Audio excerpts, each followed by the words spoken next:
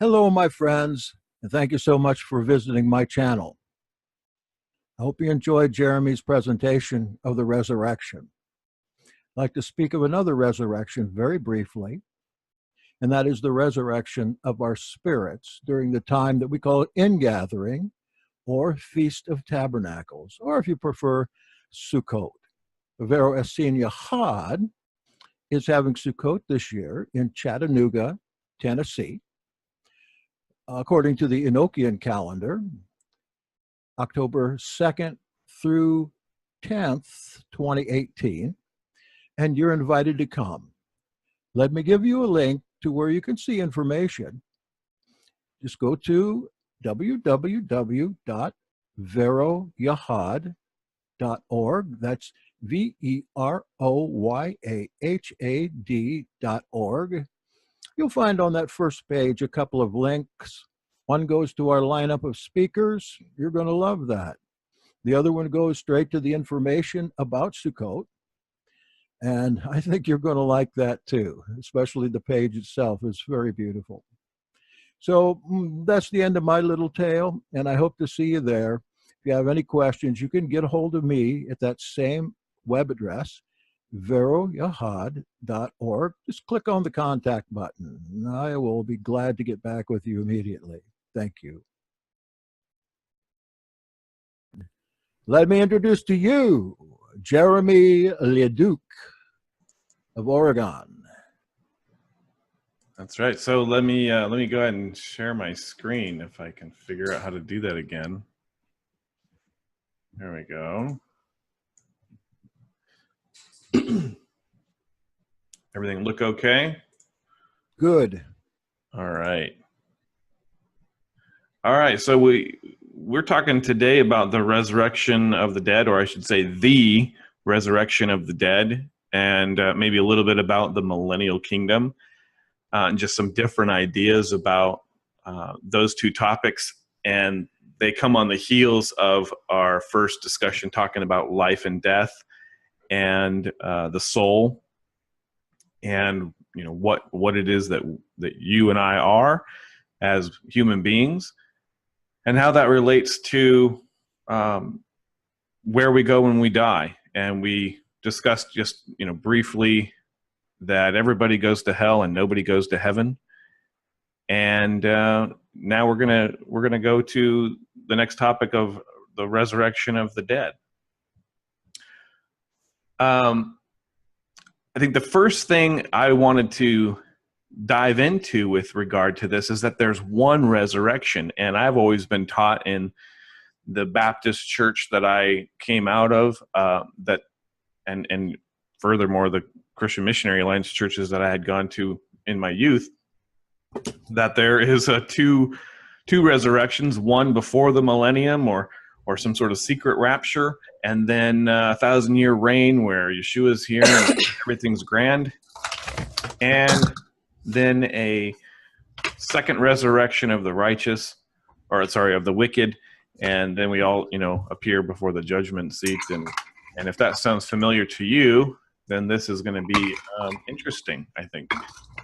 We know that there is a resurrection all the way back in Job 19:25 through 26. He reveals that, "For I know that my Redeemer lives, and that he shall stand at the latter day upon the earth. And though after my skin worms destroy this body, yet in my flesh I shall see Eloah." And in those two verses there, he gives us a picture of what we'll talk about maybe a little bit later. But he says, "at the latter day." So it gives you an idea of when the resurrection happens. It doesn't happen before that, before the end times, the end of the earth type scenario. And then he says, "in my flesh I shall see Eloah." So there is a resurrection, a physical resurrection to life. Isaiah 26:19 says, "Your dead shall live, their bodies shall rise." I can't think of anything more explicit than that. "You who dwell in the dust, awake and sing for joy, for your dew is a dew of light, and the earth will give birth to the dead, Man, that's a resurrection verse if I've ever heard one. And Daniel 12:2 says, and many, excuse me, and many of them that sleep in the dust of the earth shall awake, some to everlasting life, and some to shame and everlasting contempt.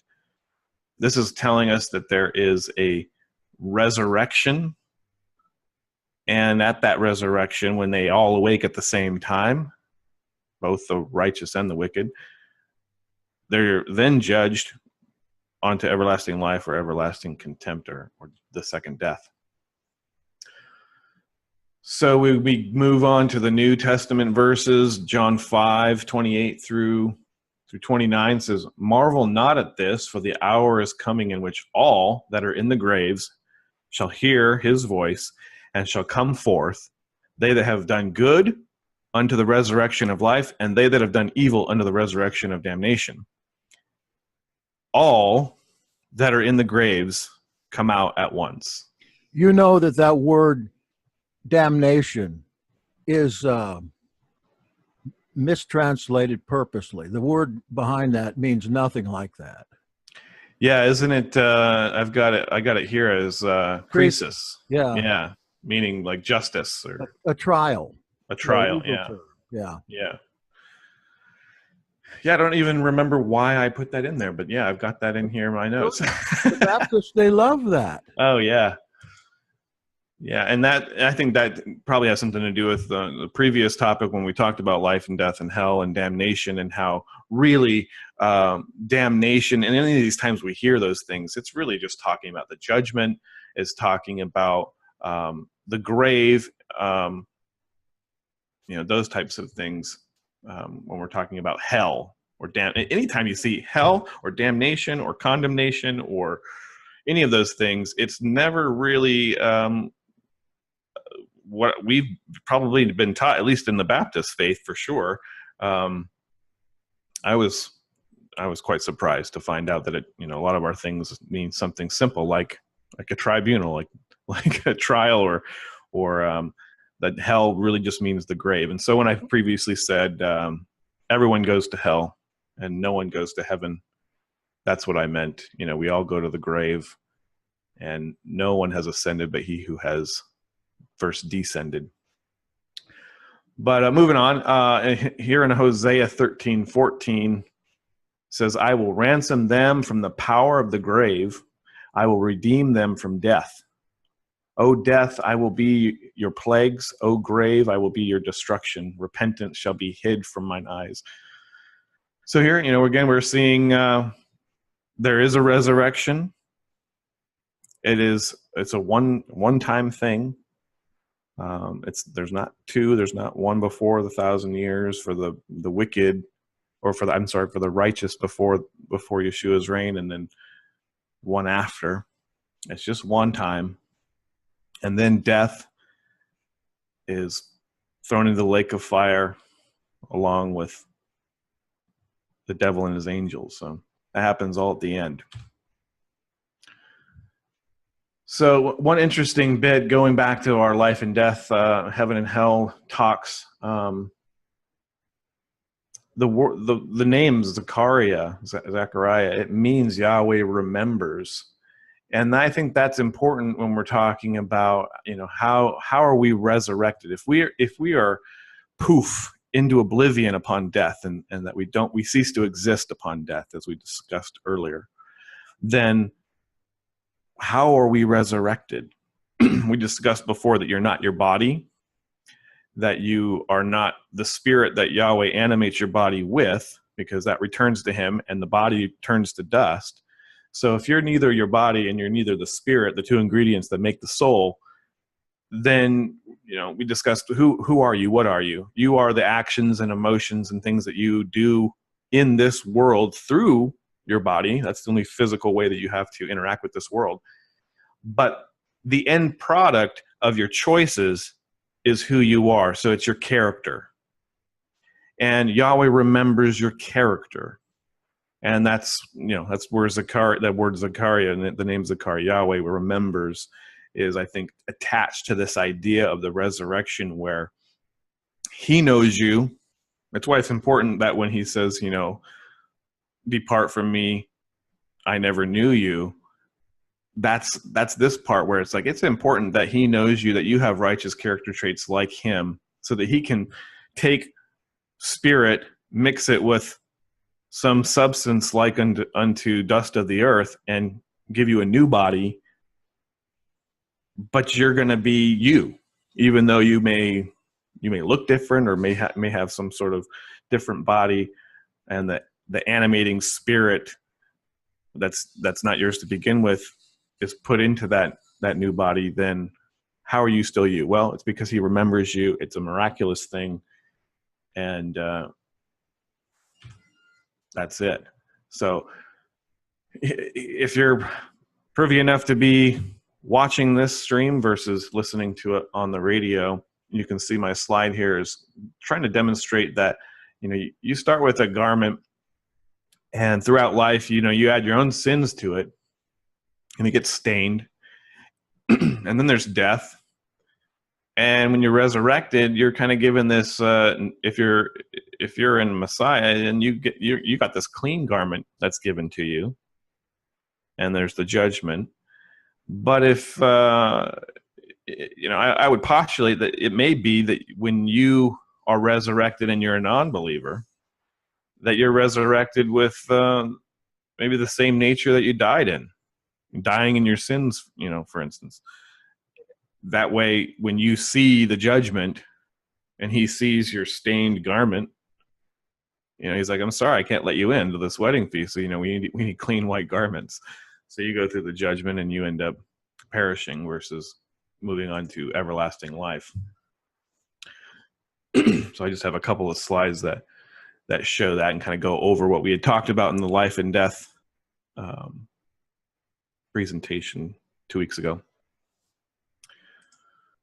So to address the issue of the two resurrections, I wanted to go to Revelation 20, verse 5, which is the one place where we really read about this. And it's all based on this one verse in Scripture, that we get two resurrections. One where the secret rapture happens for the believers, and then 1,000 years later, there's another one for the rest of them. So Revelation 20, verse 5, it says, "But the rest of the dead lived not again until the 1,000 years were finished. This is the first resurrection." If you go to one of my favorite commentators from my Baptist days, John Gill, the famous Baptist commentator of the 1600s, he says this clause is left out of the Syriac, or the Aramaic version of Revelation 20, verse 5. Well, that's fantastic. It's incredible, because that just lines right up with the rest of Scripture, finally, that talks about the resurrection being a one-time event at the end of time. And here we learn that the Syriac looks to at least have either preserved the original, or at least shown that the text has been monkeyed with, and we probably ought to not just bank our entire worldview on our interpretation of Revelation. We've discussed this many a time, that particular verse especially. We couldn't come up with the source of the appended verse, and you just came up with it. You say it's in the Aramaic New Testament? Yeah, the Aramaic version, I believe it's found in the Peshitta. They are lacking this verse, and I've got a screenshot of it here from the Aramaic New Testament. They do leave the other part of it, so I want to say there is an A and B to the verse. This is the first resurrection is included, which again is kind of a misnomer here. This is the first resurrection, and in the Greek it says it's protos, which means foremost, or order of importance, or best, or chiefest, or first of all, or former. So if we look at it in terms of this is the first resurrection, there's some connotations there, I think. But if we're talking about it being the chiefest or the best resurrection, that actually makes a bit more sense with the rest of Scripture, what we know. because there's a whole lot of other resurrections that happen in Scripture. And they happen a lot in the Old Testament. So we have Elijah and the son of Zarephath's widow in 1 Kings 17:17, Elisha and the son of the Shunammite woman in 2 Kings 4:35, Elisha's bones and the dead man, Yeshua and the widow's son at Nain. And there's a bunch of them here. Lazarus with Yeshua, resurrecting Lazarus.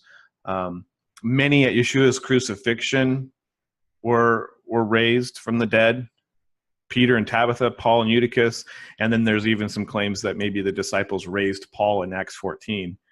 But all of those I would consider minor resurrections, in contrast to the chiefest resurrection, the one that happens at the end of time, the one that both the righteous and the wicked are both raised in, the one that we just learned that Revelation does not speak about, right? That there isn't that first one before the millennium and the one after. And consider this. There's a parable of the tares of the field in Matthew 13. And it's verses 24 through 43-ish. And when you get into that verse, you'll notice some things. The tares, they grow together with the wheat until the harvest. Until the harvest. That's a good parallel for the wicked grow together, or they live together with the wheat, the righteous, until the resurrection, the one resurrection. The tares are then gathered first. The tares are gathered first. So that's an completely opposite view of what the secret rapture idea teaches, in which the righteous are gathered first in some sort of secret rapture, and then the wicked later. And we're all then before the judgment. So the tares are gathered first, and then the tares are burned, and the wheat are taken into the barn, if you will. So again, the tares of the field, if we want to analyze this and break it down, the householder, would be Yeshua. The field would be the world. The good seed would be the children of the kingdom. The tares are the children of the wicked one. The enemy being Hasatan. The harvest being the end of the world or the resurrection. And the reapers are the angels that do the harvesting. So what am I saying with all of this? I think if we're looking again, if you got the slides in front of you, and I hope to post these on the Yahad message board there, then you can see these as well in a PDF form. But I'm looking at kind of like a creation week prophetic view of all of this 7-day, kind of cyclical thing here. So if we look at that, and the millennium is the 7th day, you can kind of see in this picture here that the first resurrection that would happen at the beginning of the millennium probably is more like a revival than a resurrection. And there is no second resurrection of the wicked. And then after that, there's the 8th day to eternity. And I say that from a couple different places. Ezekiel 37, it says, the dry bones come together and come to life. These bones are the whole house of Israel. His spirit is in them. They're brought into the land.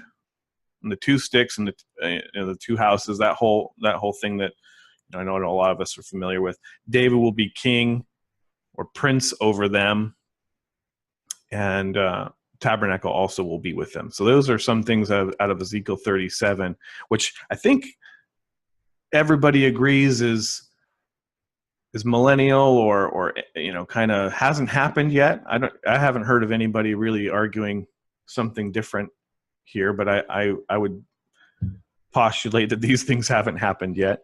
But interestingly here, this word for prince isn't the Hebrew word sar that we would apply to the Prince of Peace, our Messiah, sar shalom. It's this word nasi, from nasa or whatnot, to mean to rise up. And so that's an interesting bit getting into the millennial kingdom later in this talk.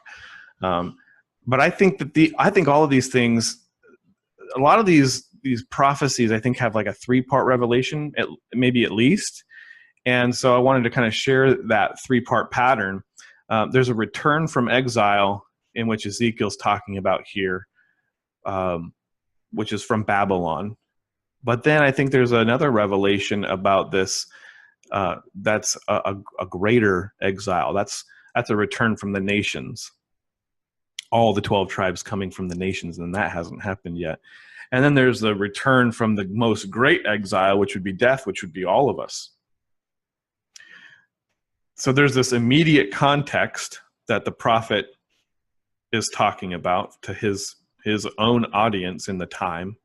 Then there's this, global 7,000-year plan, if you will. And then there's the eternal truth, the eternal revelation of this prophecy. You can see it also with, like, there's David on the throne. Then there's sons of David on the throne, his descendants. And then there's the son of David on the throne, right? The Messiah.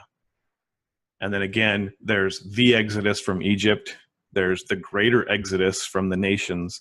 And then there's the greatest exodus, which is from this world into the world to come. So I hope that kind of makes sense.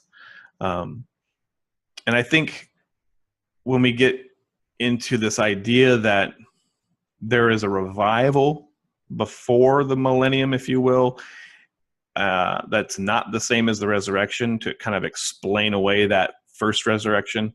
Hosea 6:2 actually kind of makes it clear in the same context. It says, after 2 days he will revive us, and in the third day he will raise us up, and we shall live in his sight.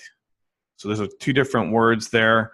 I think you can make an argument that after the 4th day, when Yeshua's done his deed on the earth, there's been 2,000-ish years until some sort of revival happens. And I'm talking like, I say revival, even though you might consider it a spiritual resurrection of the church or the believers, where, or maybe even a better, of Israel, where the 2 houses come together, the 12 tribes come together, and this millennial thing gets kicked off. And then after the 3rd day, you have the resurrection, which is at the end of time. And then we're moving on to the 8th day, which would be eternity. So again, if you get to see this slide, you can see it kind of visualized. There's 2 days. After 2 days, 2 days after the Messiah's crucifixion and resurrection, he will revive us, and in the 3rd day he will raise us up, and we shall live in his sight. There's just another slide here about the world that is and the world to come. So my view is that, or at least it has been in the past, that the tribulation, the second coming, the resurrection, and the judgment all happen after the 7th day. It all happens at one time at the end.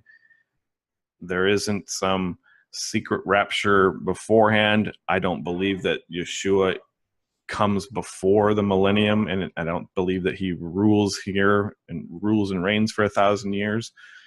I think that when we look at his second coming, there's all sorts of things that are happening. The heavens are rolling away like a scroll. The earth, the elements are melting with a fervent heat. I mean, it's a dark day. It's not a thing that that can happen secretly, where he can whisk us away and we disappear, and our clothes are laid there on the ground for the unbelievers to see and wonder. It's there's a big picture all over the New Testament, if you just go and pick them out, of how incredible his second coming is and how everyone will see it. And that's the end game. That's it. It's over at that point. Game over. We can actually talk more about the millennium here with regards to the vision that Nebuchadnezzar gets with regard to the gold head being Babylon, silver arms being Medo-Persia, the bronze waist being Greece, the iron legs being Rome, and the iron clay feet, maybe that's Rome and Islam. I kind of think that Islam kind of rises out of Rome. So that's, that's kind of, people have their different opinions about that, but I think that's part of it, and that's probably what we're seeing today. And then there's the unhewn stone kingdom that comes and it destroys all of the earthly kingdoms. And I think that particular one that's the millennial kingdom. It's the one that's not fashioned by any men's hands. It's something definitely from Yahweh. And I think that's what he is referring to when he says that he'll rule and reign 1,000 years. It's this kingdom of his that's unhewn stone. And that just brings us right into the millennial kingdom. And there's a number of places in scripture that I think people regard as not having happened yet and that are millennial in nature, like Isaiah, Zechariah 14, Ezekiel 37, Ezekiel 44 through 47, Revelation 20. Again, we kind of talked about Revelation 20 and Ezekiel 37 a little bit, but compare the two. The idea of this, some people, at least in my circles, have kind of described the millennial kingdom as being either heaven itself, the new world, or something. I know there's other views that view it as, this interim time between, I guess, I don't know, a third coming. But if you compare what these different places in scripture describe the millennium as and compare it to the new earth, and also just think about this in terms of if Yeshua was here and what some of these things would mean. In the millennium, there's still sin and death. Did you expect sin and death to be here after Yeshua returns? I thought he was the King of Kings, but in a lot of these verses, we're assuming he's the prince in these verses. But I thought he was the King of Kings. During that time, it seems like the disease has to become evident to everybody before it can be eliminated. Yeah, that's why I feel it's a gradual thing. I do too. Yeah, I think it's definitely gradual. It's something that we're probably in the midst of, but the millennium is in this world, not the world to come. It's in this sinful state world where there's thistles and thorns that come up when we're trying to grow food. There's pain in childbirth.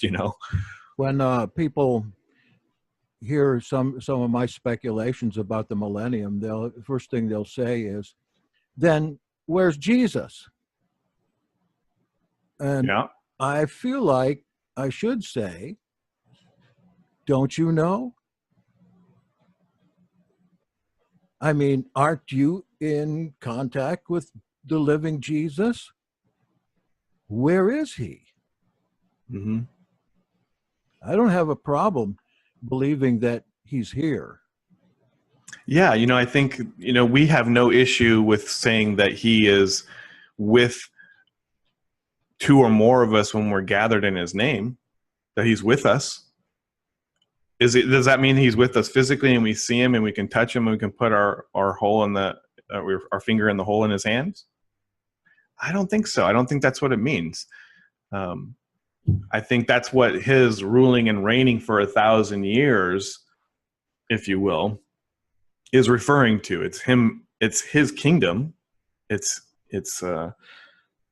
not created by men. And it looks to me like we still are dealing with the kingdoms of men right now. So we haven't come into the full fruition of his kingdom, which I think is going to take a big war.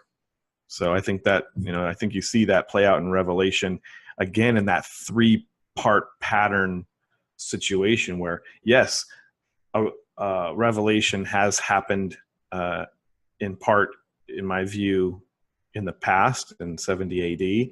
And I think then it again happens as part of this transition into the millennium. And I think it then happens yet again at the end of the world.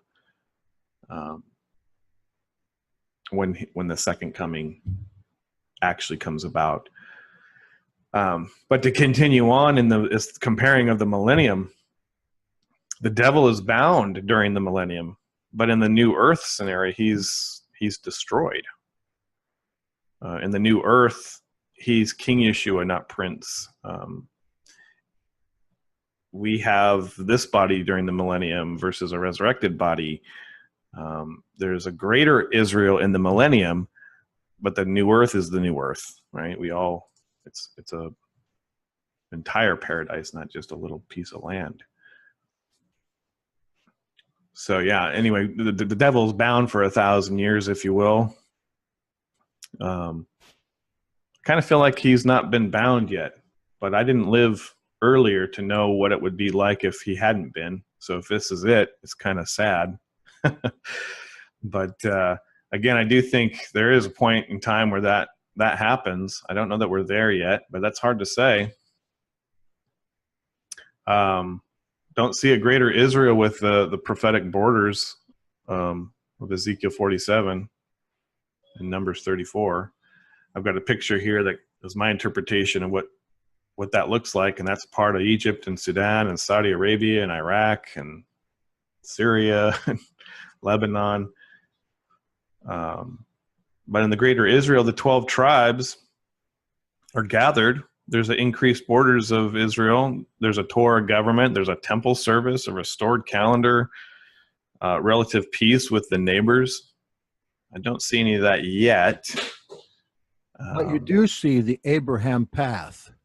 Yeah. The path that is to go through these countries, and that, to me, that's really a sign. Yeah, that's great.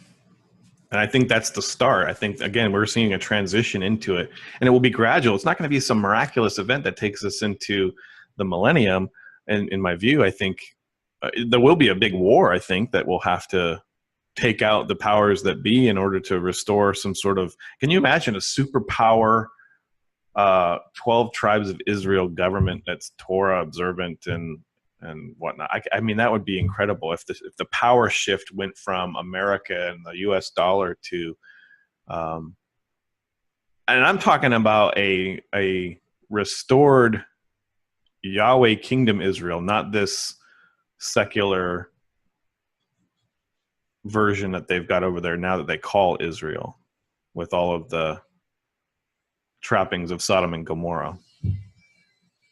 That is not what I believe Israel is, and I wouldn't attach 1948 and any of that in Zionism or any of that to what Yahweh's plan is. That's just men being men playing at their own kingdoms. Well, what would you consider? Oh shoot, I lost it. What would you consider that then? And what's the delimitation between the spiritual Israel and this conglomeration that we have there now? What's going to happen?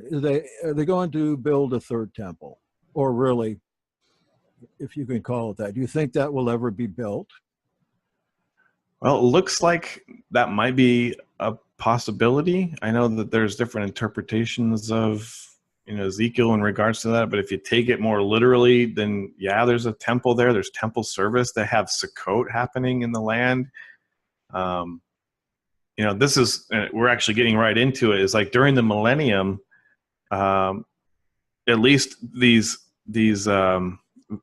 verses that we pull out that we call millennial kingdom type verses, like Isaiah 65, there are people being born still, right? It's just a flesh and blood world.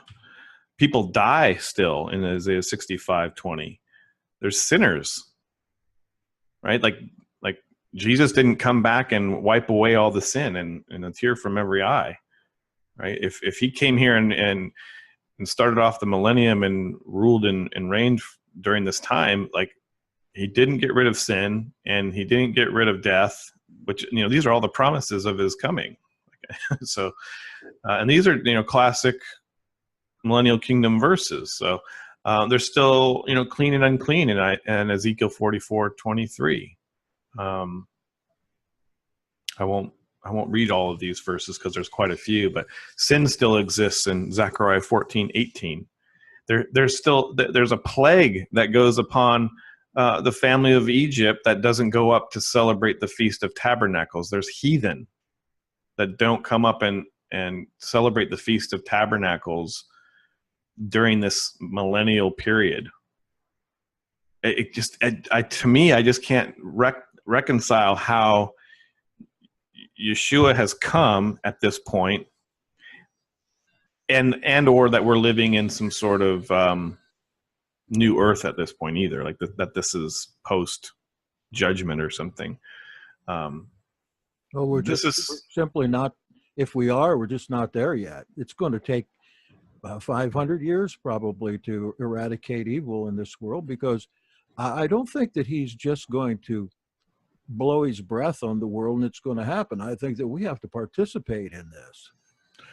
Yeah, I think during the millennial period I think that's kind of the big gotcha. I think that we do get the devil bound for a period of time. Maybe that's a literal 1,000 years or whatever, but he's bound, and we get to have we get a government that's after the law, the legislation that he gave us for how a government ought to be set up, with this princely figure from the tribe of David. I have no problem with some of those literal things happening, not Yeshua, but some literal king from the line of David, or probably if he's a believer in Yeshua, which I would anticipate this greater kingdom of Israel being, the superpower of the world being, that he's probably a believer. This is probably a believing 12 tribes of Israel, perfect world government system that we could have without the devil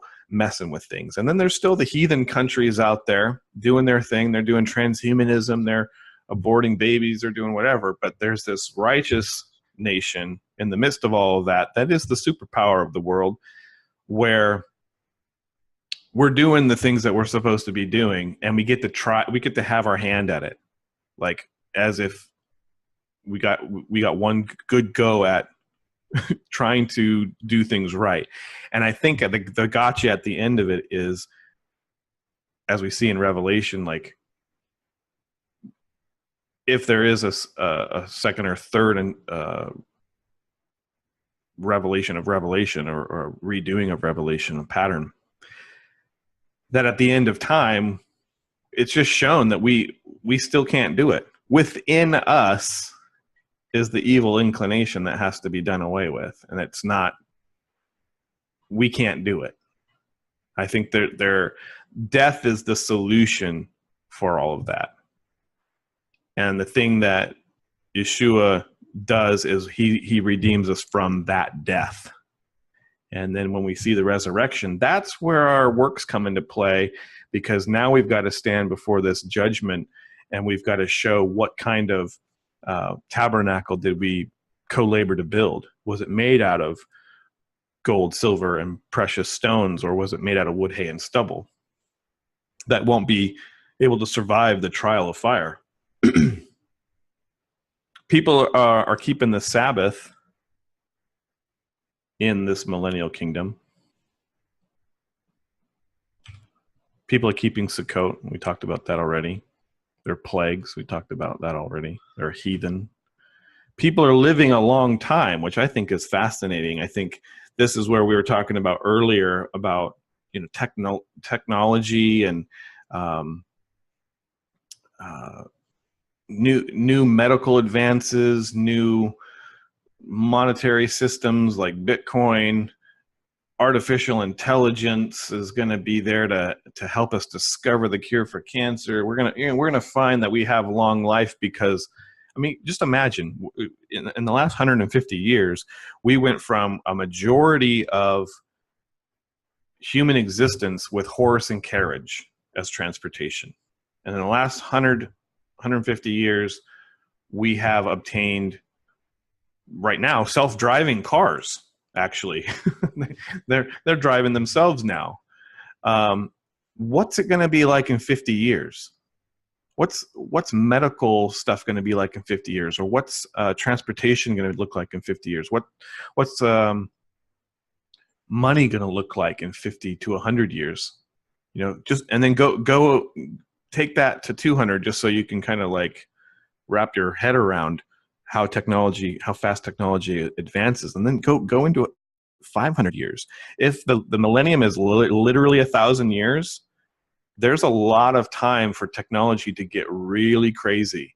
If you think the virtual reality stuff that's available for your computer today is realistic, which, I've got one of those systems here at home, and, I was screaming when I put the thing on for the first time because it looked so real. And it's only a matter of time before it's like the Matrix, where you're jacking in and you can't tell the difference between reality and the Matrix. So if that's 100 years in the future, what kind of deceptions are available to us? What kind of other technology is available to us to help us live longer? Again, the devil's supposed to be bound for 1,000 years during this time, so he's not able to like run Monsanto and poison us with cancer and whatnot with Roundup. All the things that happen as a result of him being an influence on world leaders or corporate executives or whatnot, that all goes out the window. And at least you have in this view, the idea that there's at least one nation on the planet that will be the superpower that is doing things righteously and not allowing transhumanism experiments to go on, or abortion or whatnot. Anyway, it looked like you had something to say, Jackson. Did you want to chime in there? I agree with you. I just didn't have anything, but I listened last night to a YouTube video about, let me get this right, that purported to prove that our existence was actually in a computer. Yeah, simulation. There you go. I'd like to find that again. Actually, I was looking for that because in their minds, they proved it, because of the finite, like the speed of light is finite, like a computer program would be, and many, many more things like that. But it's hard to take that and still feel pain and feel emotion. And I've done a couple of teachings on the omega point theory, which you're probably familiar with, that everybody ends up resurrected, but resurrected in a simulation. I thought that the video was really good. However, I don't know how it fits in with our faith. Yeah. Well, I think that it was Elon Musk who was kind of one of the famous guys touting that around the news recently, and he was saying that just the chances are we are in a simulation, and it's very unlikely, just probability wise, that this isn't a simulation of the umpteenth billionth time through human history or something. That if you think about it, like if this is the first time, we're on the cusp of discovering that technology to where we can make it a simulation that's indistinguishable from reality. We're on the cusp of that. We're probably 100 years or less away. And if that happens, like if we're only 100 years or 50 years away from it, maybe only 30 years away from it, what then are the chances that has already happened and we're just kind of reliving human history or whatnot? So he just says the probability wise, it's more probable in the infinite times that this could have happened over and over and over again, that this is a simulation. This isn't the first time that we're approaching this point where we create the simulation. So yeah, I've I've heard of that, and there's also this idea of the transhumanism movement, where they believe it ties right in line with this, where they are actively working towards moving the human consciousness into the machine, or the ghost in the machine, as you will, if you will. And once that happens, the whole idea is to obtain everlasting life without Yahweh. That's the whole point of transhumanism, is to move on to the next evolution of human existence, which is a fusing of man and machine, so that we can just replace our parts. I mean, there's guys right now. If you YouTube this guy, there's a kid who's, I think he's 23, 25 years old. He's got a artificial heart, and he has no pulse because it's just these two little turbines. Yeah. And he's wearing a battery pack all day and all night, and he's ripped. And this kid is like pumping iron in the gym all day long, waiting for a heart transplant to come through that's compatible with him. But until then, he's got this twin turbine heart and no pulse. And so if he can live, and I don't know how long he's been alive with that thing, but if he can live, and they can just replace the heart, and they've already figured out how to replace the kidneys. They've got artificial kidneys now. They're going to be able to. They got bionic, arms and legs. And I saw a guy who had no arms, and he had put on this. It was almost like a harness that had two arms, two robotic arms that could detect how they ought to move based on the little movement that his little stubs were twitching. And he could pick up stuff. He had no arms. And so if you can replace the arms, and you can replace the heart and the kidneys and the legs and everything else. This is what we need in millennium. This will happen. This is going to happen. It depends on whose hands it's in. And I remember a couple of years ago, I read a lot about that fellow. And the questions the doctor had, is it going to be detrimental to his physical health if he didn't hear the thumping of a heartbeat? That's amazing. To me, it's amazing. Maybe I've got hope here. Let me get one of those hearts.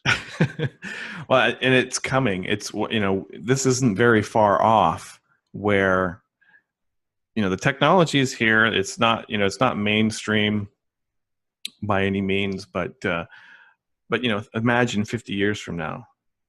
Imagine 100 years from now. It's not very far off. I mean, our kids or our grandkids will certainly be in a world where you could pretty much replace just about any part of your body, no matter, completely. And if you can replace those things, even if the artificial heart gives out, you can put another one in. They can keep manufacturing new ones and making them better. Mm-hmm. So when do you die?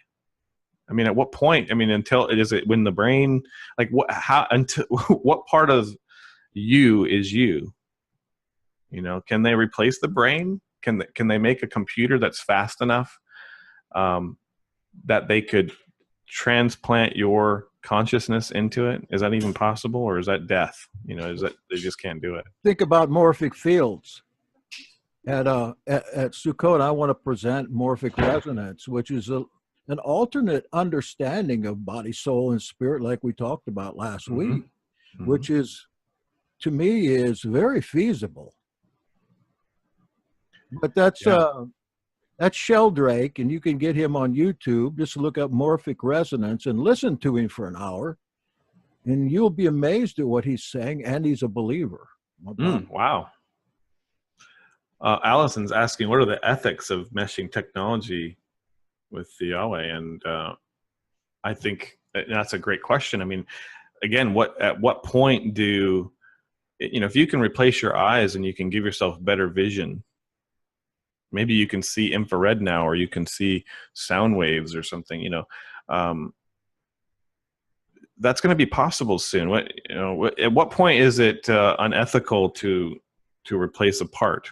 Is it when you can do the kidneys or the heart or the lungs or the arms to give somebody the ability to walk? Is that it? Or which body parts are the sacred ones that are taboo to replace when we're talking about this idea of ethics and to me, I think what it comes down to is just the entire idea behind transhumanism is the idea that they want to live forever without having to bow to Yahweh.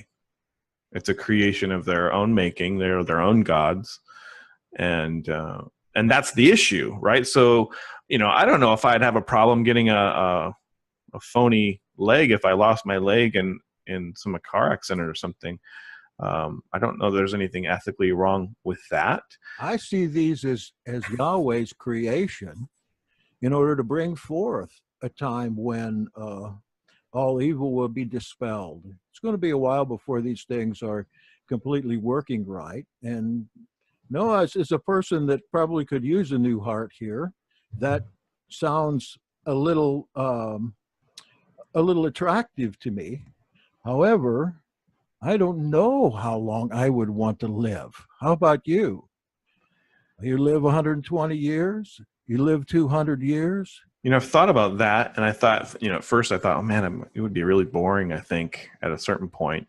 But then I think about all of the, I don't know if it's everybody, but for me, I kind of have that explorer, Star Trek-ish type thing about me that I just want to continue to learn more. And if I could get a PhD in probably 20 different areas, I would, if I had the time. And, I don't even have a time to get one.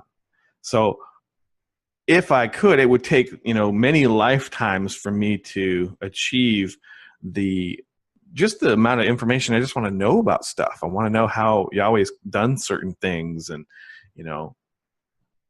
I could spend a lifetime just learning ancient Semitic languages and still not know everything about it. And yet I still want to know everything about physics and how the universe works and how the atoms are put together. And I could spend a lifetime doing that, and I still wouldn't know all I want to know about history. And it goes on and on. And then I start to go, yeah, I think I could have I could live forever, and as long as there was more and more stuff to learn about and to experience. And gosh, I can't imagine just having kids was a life-changing event for me. So I can understand that to have grandkids and great grandkids and the experience those types of relationships would be even more of a blessing than just having the children I have. So I don't know. I think I've changed my mind from it's boring to, man, I could probably find a lot to do. So I can't wait. But I did want to read that verse about long life in Isaiah 65:20. It says, neither shall there be any more a child that dies untimely, or an old man who shall not complete his time. For the youth shall be 100 years old, and the sinner who dies at 100 years old shall also be accursed. Interesting. Again, we're talking about sinners and people dying. So this is all during this millennial period. But people are living a long time too. A youth is going to be 100 years old. That's great. The rest of this just kind of goes into, comparing David the prince and comparing that to Yeshua. I'm not so sure I'm on the same page as I was when I first created this presentation a number of years ago. But there is some interesting things to investigate. I don't think Yeshua is here during the millennium, but there's a lot of questions to answer. I mean, I was just going through Isaiah 11 and some of these other chapters, and there's a lot of difficult passages that you try to reconcile them all, and you can get lost pretty quick. But when we're talking about this prince person, it's always this word Nasah, not the word Sar for a prince. So it's more like a person who's like, I don't know, prime minister or president, somebody raised up by the people, or something that's not the same thing as a son of a king, if you will. And we always hear Yeshua referred to as King of Kings and Master of Masters and Lord of Lords, if you will. And he's called the Prince of Peace in Isaiah 9, Sar Shalom, not just Nasa. But, I could be totally wrong about that. Maybe it's using both terms to talk about him. But it seems to me that, if it's somebody like somebody that's raised up by the people,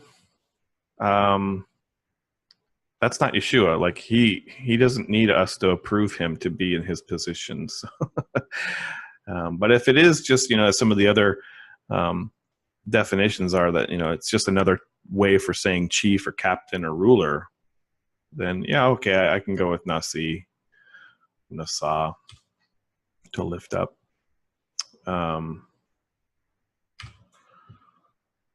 But in Ezekiel 46:16 here, it says, thus says the Master Yahweh, if the prince, talking about the same character, gives a gift unto any of his sons, the inheritance thereof shall be his sons, it shall be their possession by inheritance. So Yeshua has sons in the millennium if he's the prince of this millennial kingdom.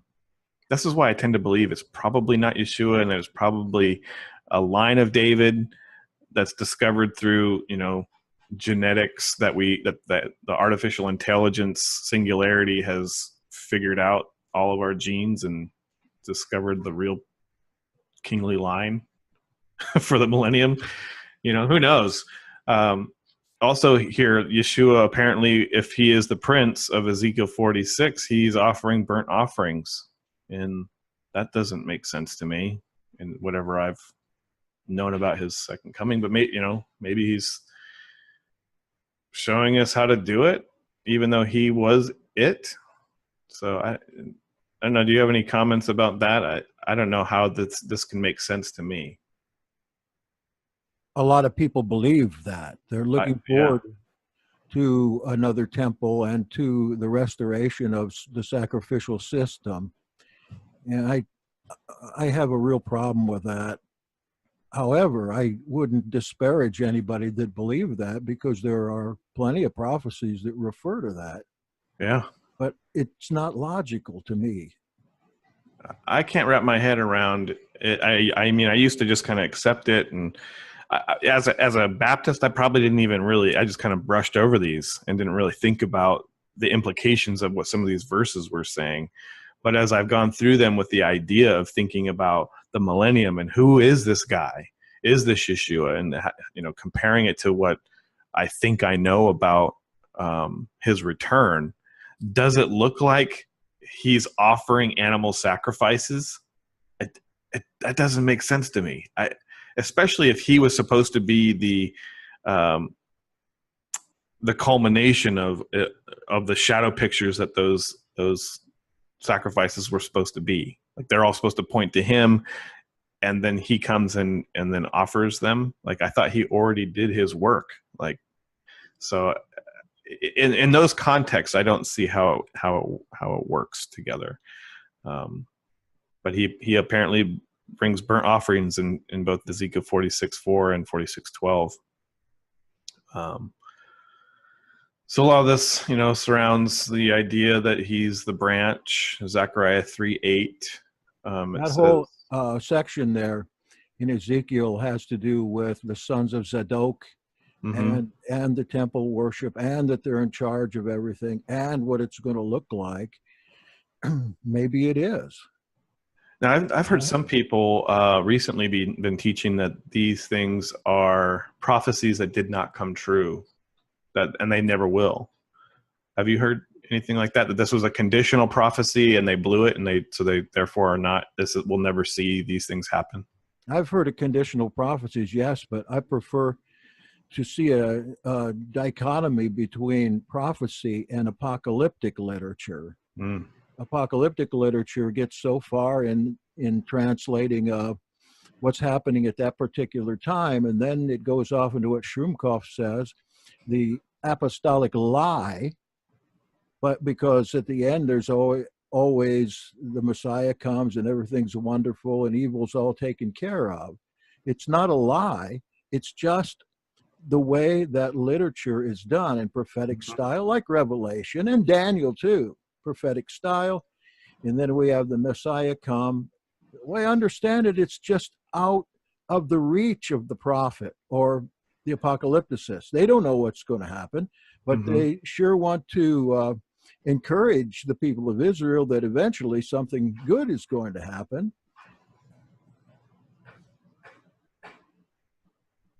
It does seem like there is some sort of, I don't know, comparison to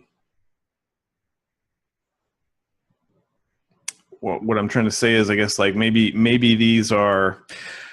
I was listening to a podcast by Dr. Michael Heiser, and he has a book called Unseen Realm that's great, and a couple other books too. I think he writes some fiction, but anyway, he has some similar stuff that you were saying with regard to apocalyptic literature and even just divine revelation in these cases, that these things are not divorced from the person that's receiving these visions, that they aren't it's not like they're getting up and he says it's not like they're getting up and making breakfast and then boom, they get this download.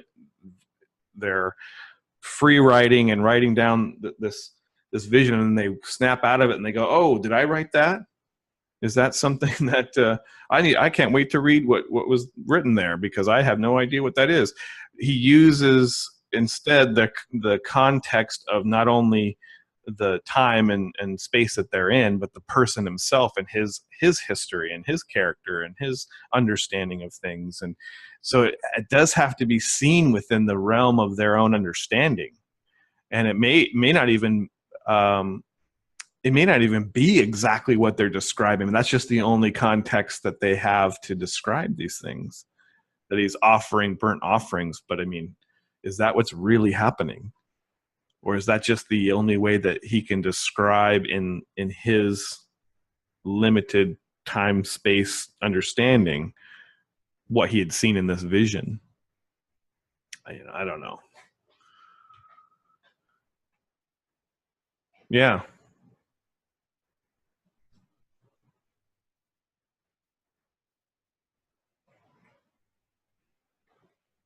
Mm-hmm.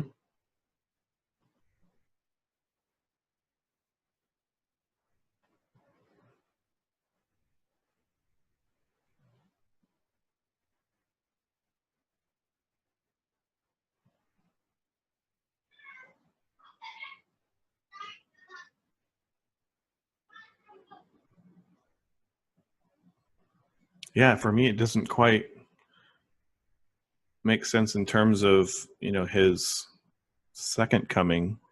I think Anne was saying, is this not while he was living on Earth? I've never heard that interpretation of Ezekiel 46 as being a prophecy of his first coming. Um, I don't think the context of the surrounding verses would lend itself to that, but I'm surely open to hearing somebody else's idea and take on that.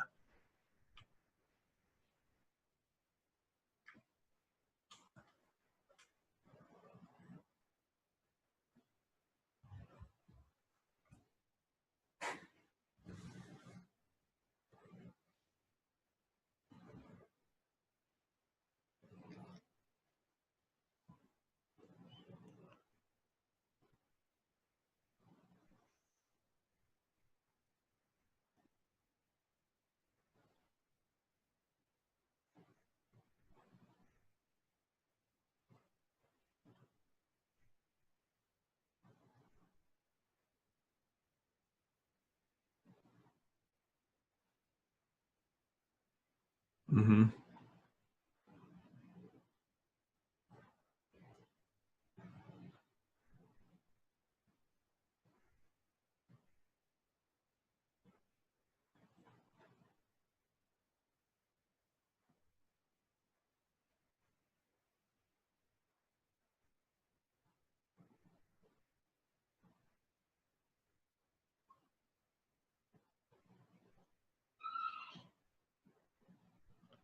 Well,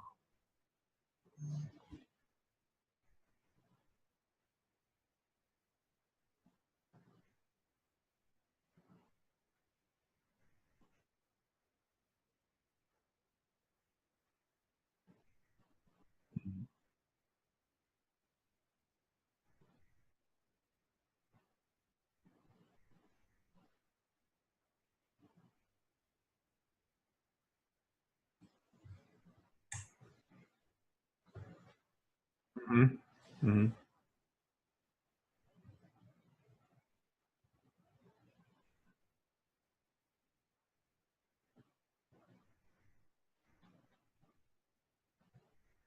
Mhm. Yeah, I think I, as a Baptist, kind of thought it was somewhere along the lines of the body in Ezekiel 37 here, the temple being maybe even Yeshua's body, and it all being metaphorical. And it's, now I don't know at all. I just kind of throw my hands up in the air. I'm not sure, but I'm curious to hear more. The conditional idea is interesting. I don't necessarily have a problem with that. I think we see that also with the story of Jonah. There's a conditional prophecy there where Nineveh is going to be destroyed, and then that's going to happen, but then it doesn't happen because they repented. So he does seem to work that way, and I'm okay with this being interpreted that way. I'm not sure then what use it has then if it's not going to ever happen, unless it's just for some other lesson. We need to look at it a different way.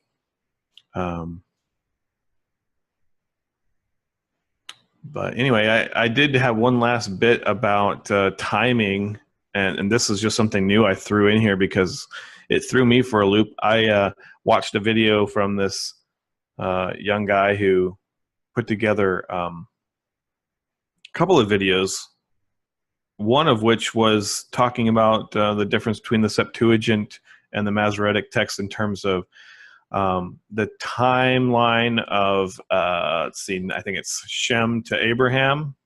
So the Masoretic text has, from Shem to Arphax, like Arphax lives 35 years, Arphaxad lives 35 years before he has his son, and then his son lives 30 years before he has his son, and Eber lives 34 years before he has his son, and it's all 30, 39, 32, 34 years, whereas everyone else has like 100, 130 surrounding them. So it's kind of this weird piece of time, and it's also this argument that a lot of the anti-missionaries use with regard to saying, like, okay, Shem could talk to Abraham, and in fact I've heard Baptists say the same thing, like Abraham could go talk to Shem if he wanted to and learn all about the flood firsthand. And really this is just, it's a clever way that they've dropped off 100 years off of all of these guys' dates when they had their sons, so that they can say that Shem is Melchizedek that Abraham visited, and instead of it pointing to a messianic figure that looks a lot like Yeshua. And so when we go to the Septuagint, we see that those 100 years are not lopped off like they are in the Masoretic text, and that changes things by quite a number of years. It pushes time, what we think the current date ought to be, forward about 600, 650 years. So, if we had a thought that before this was, and I know I've seen a lot of Hebrew roots folks and whatnot trying to place the date somewhere around, 5,900, 5,700. I think Jews say it's 5,778. Some of the Hebrew roots folks have said it's 59 or 6,002, or they kind of have it right around 6,000. But if we add in those dates from the LXX regarding Shem through Abraham's descendants, you're coming to about 6652-ish or somewhere in there. And I'm probably off a little bit myself, but we're talking like, if my previous thoughts about the millennium being 6,000 to 7,000, we're in the midst of it. We're more than halfway through it, which doesn't quite make sense to me. There are some advancements, but can you go back 600 years from now and and say there's some event that started things off to start off the millennium? I mean, what would that be?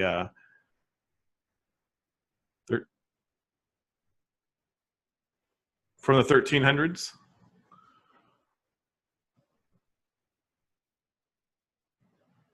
Hmm. Okay.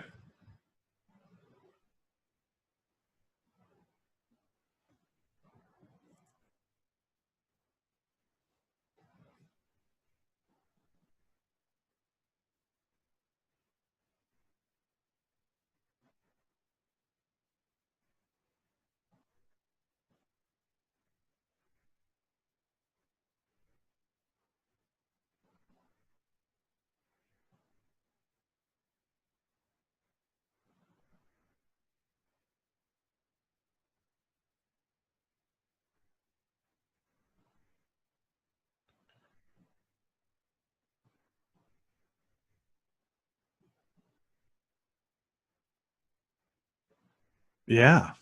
Yeah. I mean, just by adding in those 100 years to each of from Shem down to Abraham's descendants, it adds 600, I think 600, 650, 640 years, something like that. I didn't I didn't have time to put the math in here for this presentation, but I just watched the video and saw that, and I thought, wow, that's something to throw in there, because I would certainly lean towards the LXX versus the Masoretic. Yeah.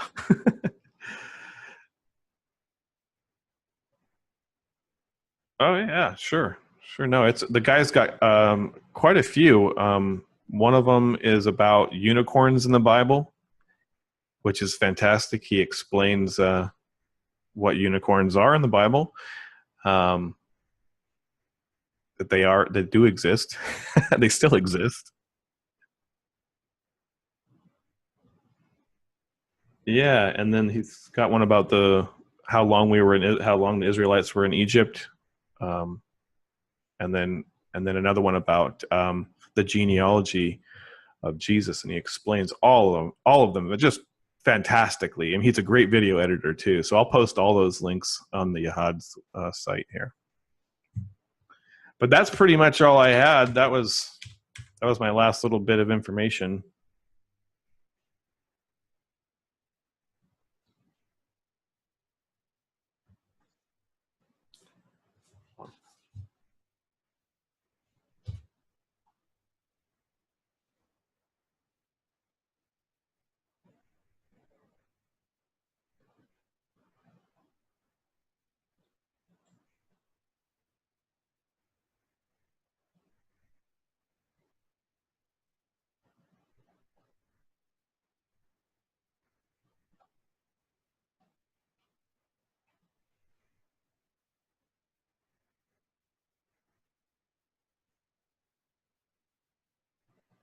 My pleasure.